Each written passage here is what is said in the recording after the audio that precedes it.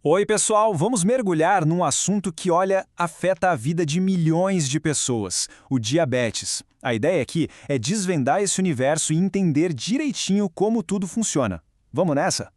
Para facilitar o nosso papo, a gente dividiu tudo em 6 pontos-chave. Vamos passar pelo básico, tipo o que é a doença, até chegar na parte mais importante, que é como a gente pode focar na prevenção. Então, para começar, a pergunta de US$ 1.000.000. Afinal de contas, o que é o diabetes? Basicamente, quando a gente fala de diabetes, estamos falando de um grupo de doenças com uma característica em comum, a hiperglicemia. É um nome meio técnico, eu sei, mas que significa uma coisa bem simples: açúcar demais circulando no sangue. Esse é o ponto de partida de tudo. E a dimensão disso é gigante. A projeção é que mais de 360 milhões de pessoas no mundo todo tenham diabetes daqui a uns anos. Para se ter uma ideia, no ano 2000, esse número era 171 milhões. É um aumento absurdo, um verdadeiro alerta de saúde global.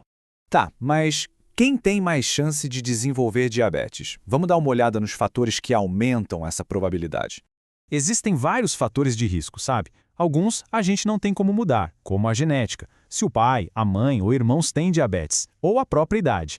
Mas outros estão super ligados ao nosso estilo de vida, como a obesidade e a pressão alta. É uma combinação bem complexa de coisas.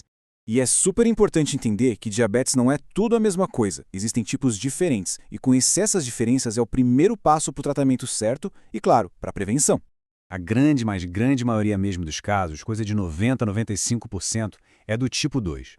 E por que essa diferença toda? É que o tipo 2 está muito conectado com os hábitos da vida moderna e com o envelhecimento da população. Isso já mostra pra gente onde está o maior desafio de saúde pública. As diferenças entre os tipos são bem marcantes. O tipo 1 costuma aparecer em gente mais jovem e é uma doença autoimune, ou seja, o próprio corpo, por engano, ataca e destrói as células que produzem a insulina. Já o tipo 2, que é bem mais comum, está ligado a uma resistência do corpo à ação da insulina e geralmente se desenvolve mais tarde. Até as complicações mais urgentes são diferentes. No tipo 1, pode rolar a tal da cetoacidose, que é quando o corpo queima gordura de forma descontrolada e o sangue fica ácido. No tipo 2, o risco maior é a síndrome hiperosmolar, que é uma desidratação gravíssima por excesso de açúcar. Mas, na prática, o que acontece dentro do nosso corpo quando o diabetes se instala? Qual é a lógica biológica por trás disso tudo? Bom, num corpo saudável, a insulina é tipo um maestro, regendo o açúcar no sangue. É ela que permite que a glicose, que é o nosso combustível, entre nas células para gerar energia. E não só isso, ela também gerencia o estoque desse combustível para quando a gente precisar. A insulina garante que tudo funcione em perfeito equilíbrio. Para entender a diferença de um jeito fácil, vamos pensar numa analogia. A insulina é a chave e as nossas células são as fechaduras. No diabetes tipo 1, é como se o corpo perdesse a chave, simplesmente para de fabricar. Sem chave, a porta da célula não abre para a glicose entrar. Já no tipo 2, o corpo até produz a chave, mas as fechaduras ficam meio enferrujadas, resistentes. O pâncreas até se esforça para fazer mais chaves, mas chega uma hora que ele cansa, e aí a glicose fica toda acumulada do lado de fora. Certo, já entendemos os desafios. Mas como as pessoas que vivem com diabetes conseguem gerenciar essa condição no dia a dia?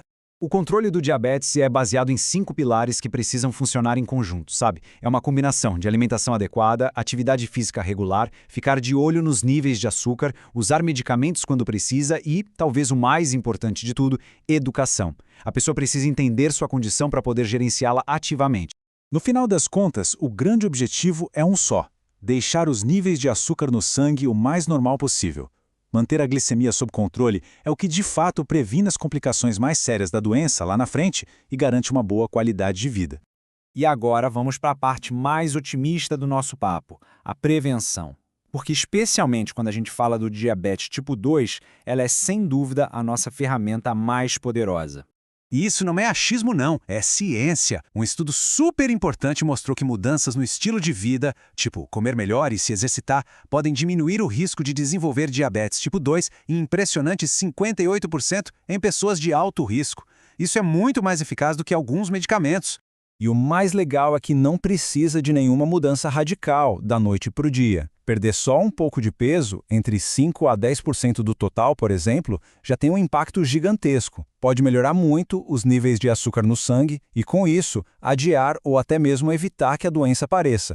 Fica bem claro, né?